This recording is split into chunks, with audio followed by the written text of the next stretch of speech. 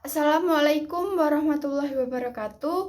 Perkenalkan, nama saya Dita Puspitasari dari kelas 11 MIPA 4. Di sini saya akan menceritakan salah satu kisah dari 25 nabi sebagai tugas pondok Ramadan saya. Di sini saya akan menceritakan tentang kisah Nabi Nuh.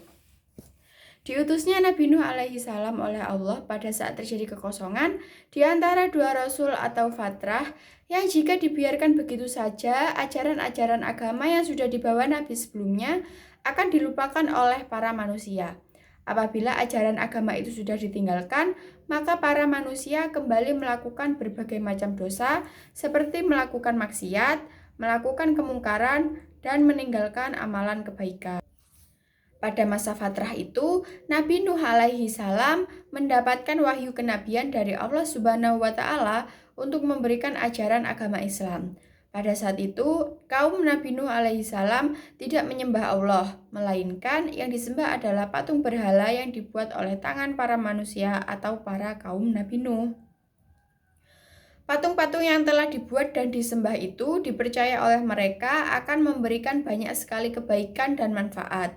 Dan mereka juga percaya bahwa patung berhala dapat menolak segala macam hal-hal buruk di kemudian hari. Berdasarkan kepercayaan kaum Nabi Nuh alaihi salam, pada saat itu, patung berhala yang telah dibuat dan nama patung-patung itu berasal dari nama para ulama yang hidup di masa sebelumnya. Mereka membuat dan memberikan nama berdasarkan nama ulama terdahulu dengan alasan untuk mengenang jasa para ulama tersebut dan beribadah umat terdahulu. Nama patung berhala yang dibuat oleh kaum Nabi Nuh alaihi salam yang belum mengenal Allah seperti Wad dan Suda, Yatuk dan Nasr. Pada masa-masa kondisi suatu kaum sedang mempercayai patung berhala itu, Nabi Nuh alaihi salam diutus oleh Allah Subhanahu wa taala untuk meyakinkan para kaum itu agar mengikuti ajaran Allah dan tidak menyembah patung berhala. Nabi Nuh alaihi salam memiliki kemampuan yang cukup luar biasa ketika berargumentasi dengan orang lain. Hal ini dikarenakan Nabi Nuh alaihi salam memiliki akal yang cerdas dan kemampuan bicara yang santun, baik, dan sabar dalam berargumentasi. Nabi Nuh alaihi salam yang sudah diutus oleh Allah selalu berusaha untuk meyakinkan kaumnya agar tidak lagi menyembah patung berhala dan mengajak kaumnya untuk kembali kepada ajaran Allah. Nabi Nuh alaihi salam tidak pernah menyerah untuk menyadarkan kaumnya dan ia selalu mencari berbagai cara seperti melakukan dakwah. Namun, kaumnya yang tidak taat itu menolak ajakan Nabi Nuh alaihi salam. Dakwah Nabi Nuh alaihi salam berupa ajakan kaumnya untuk melihat dan merasakan segala hal yang ada di muka bumi ini merupakan ciptaan Allah, mulai dari matahari, bulan, dan bintang. Tak hanya itu, tumbuhan-tumbuhan, hewan, dan air yang mengalir yang dapat dinikmati dan dirasakan oleh manusia termasuk ciptaan Allah Subhanahu wa taala. Perubahan siang dan malam, serta hal-hal yang ada di muka bumi adalah bukti nyata bahwa Allah itu benar-benar ada dan Tuhan yang harus disembah, bukan patung berhala yang disembah. Bukan hanya memberikan bukti akan tanda kebesaran Allah, Nabi Nuh alaihi salam juga memberikan dakwah bahwa setiap amalan perbuatan yang dilakukan oleh manusia akan ada ganjarannya dari Allah. Apabila amalan perbuatan yang dilakukan berupa kebaikan dan menaati perintah Allah, maka manusia akan mendapatkan surga. Sementara itu, jika amalan perbuatan yang dilakukan berupa keburukan atau tidak menjalankan perintah Allah, maka ganjarannya adalah neraka. Kesabaran, ketabahan, dan keteguhan hati Nabi Nuh alaihi salam dalam menyebarkan ajaran agama Allah melalui dakwah selalu ditolak oleh sebagian besar dari kaum Nabi Nuh. Meskipun banyak yang menolak ajaran Allah, tetapi masih ada manusia yang menerima ajakan Nabi Nuh alaihi salam untuk mengikuti ajaran Allah. Selama 950 tahun, Nabi Nuh alaihi salam selalu melakukan dakwah agar kaumnya yang tidak berjalan di jalan yang sesat dan bisa merugikan diri sendiri karena diberikan azab oleh Allah. Ajakan-ajakan beliau dalam dakwahnya selalu berhubungan dengan tidak menyembah patung berhala dan kembali menyembah Allah yang Maha Esa. Dengan mengajak kaumnya untuk menyembah Allah, Maka Nabi Nuh alaihi salam sangat berharap agar kaumnya kembali ke jalan yang benar dan terang. Selain itu, Nabi Nuh alaihi salam juga mengajarkan kepada kaumnya untuk saling menyayangi dan saling tolong-menolong. Beliau juga sangat berjuang dengan keras agar sifat sombong yang dimiliki oleh manusia dengan kedudukan yang cukup tinggi itu agar menghilangkan sifat-sifat buruk itu dan digantinya dengan memberikan kasih sayang.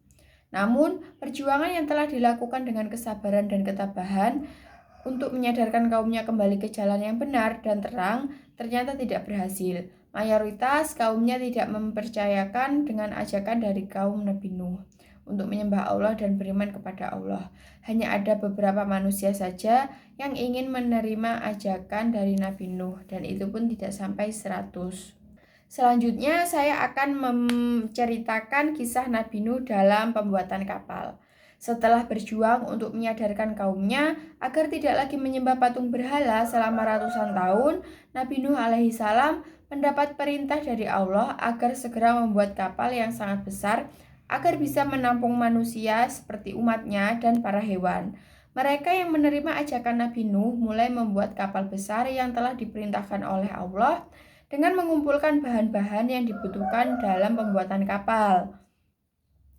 Mereka yang membuat kapal memilih tempat yang jauh dari keramaian masyarakat dan jauh dari kota. Mereka sangat bersemangat dalam membuat kapal ini, sehingga siang dan malam digunakan untuk menyelesaikan kapal besar yang telah diperintahkan oleh Allah. Alasan Nabi Nuh alaihi salam untuk membuat kapal jauh dari kota dan keramaian agar para masyarakat tidak banyak yang tahu, dan Nabi Nuh bersama manusia yang menerima ajakannya dapat mengerjakan pembuatan kapal dengan tenang. Meskipun Nabi Nuh alaihi salam sudah berusaha untuk menjauh dari keramaian dan berharap tak ada gangguan dari orang lain, tetapi pembuatan kapal akhirnya terlihat oleh para manusia yang tidak menerima ajakan Nabi Nuh alaihi salam. Mereka menghina dan mengejek pembuatan kapal besar yang telah diperintahkan oleh Allah. Kalimat-kalimat ejekan dan hinaan yang digunakan oleh kaum untuk tidak taat kepada ajaran agama Allah hanya dibalas dengan santai oleh Nabi Nuh alaihi salam. Untuk kalian yang menghina dan mengejek kami, akan tiba waktunya jika kalian akan diazab oleh Allah atas amalan perbuatan yang telah kalian buat. Meskipun Nabi Nuh alaihi salam mendapatkan hinaan dan ejekan dari mereka, tetapi beliau tetap melanjutkan pembuatan kapal besar yang sudah diperintahkan Allah.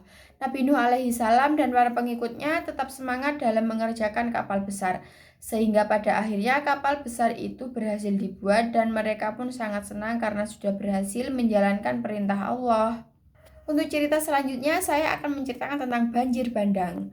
Ketika mereka yang menghina Nabi Nuh alaihi salam dan pengikutnya membuat kapal, sebenarnya Nabi Nuh alaihi salam sudah memberitahu kepada mereka, kaum kafir, bahwa akan ada banjir bandang yang sangat besar yang bisa menenggelamkan seluruh manusia. Namun, kaum kafir itu tidak percaya apa yang dikatakan oleh Nabi Nuh alaihi salam. Bahkan, anak dari beliau juga tidak percaya dengan apa yang dikatakan oleh ayahnya dan lebih memilih untuk menjadi kaum kafir karena bisikan syaitan dan hasutan dari kaum kafir itu.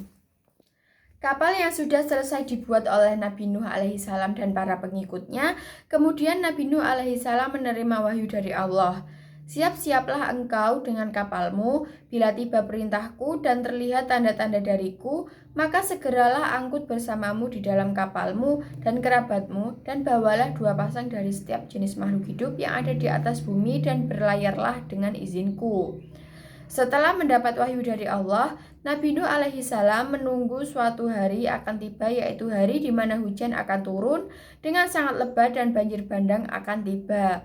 Sebelum hari banjir bandang itu tiba, Nabi Nuh alaihi salam mengajak pengikutnya untuk bersiap-siap agar segera naik ke kapal hingga tibalah waktunya hujan turun dengan sangat deras dan air pun mulai mengenangi daratan yang rendah terlebih dahulu.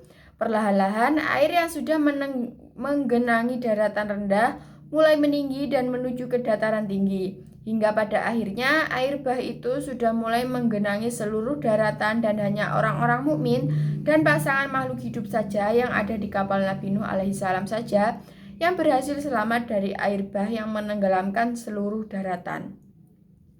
Kapal Nabi Nuh alaihi salam mulai berlayar melewati air bah itu. Dan saat berlayar, terlihat para orang-orang kafir yang berusaha untuk menyelamatkan diri agar tidak terbawa air lebih jauh. Ketika sedang berlayar di tengah-tengah air bah, Nabi Nuh alaihi salam melihat putranya yang bernama Kan'an timbul tenggelam karena menerima azab dari Allah atas amalan perbuatan yang sudah dilakukan. Nabi Nuh alaihi salam sangat bersedih dengan kepergian anaknya yang meninggal dalam keadaan kafir, tidak beriman dan belum mengenal Allah. Banjir bandang yang sudah membinasakan kaum kafir dan zalim kepada hukum Allah mulai mengalami surut. Air yang tadinya banyak tiba-tiba sudah surut dengan cepat karena diserap oleh bumi. Setelah air bah atau banjir bandang yang surut, kapal Nabi Nuh alaihi salam mulai berhenti di atas bukit Judi. Kemudian para orang-orang mukmin dan makhluk hidup lainnya mulai turun dari kapal yang besar itu dan mereka selamat dari air bah. Nah, dari kisah Nabi Nuh yang sudah saya ceritakan, kita dapat mengambil nilai-nilai kehidupan, yakni kesabaran dan ketabahan di jalan Allah, bijaksana, membela mereka yang miskin, tertindas, dan lemah, selalu bersyukur. Nah, selain itu, kita dapat melihat mukjizat-mukjizat Nabi Nuh alaihi salam seperti umur panjang hingga 950 tahun, membuat bahtera yang besar dan kokoh, selamat dari azab dan menjadi nenek moyang dari umat manusia. Itulah sepenggal kisah cerita Nabi Nuh yang dapat saya ceritakan. Kurang lebihnya mohon maaf. Sekian dan terima kasih. Wabillahi taufiq wal hidayah. Wassalamualaikum warahmatullahi wabarakatuh.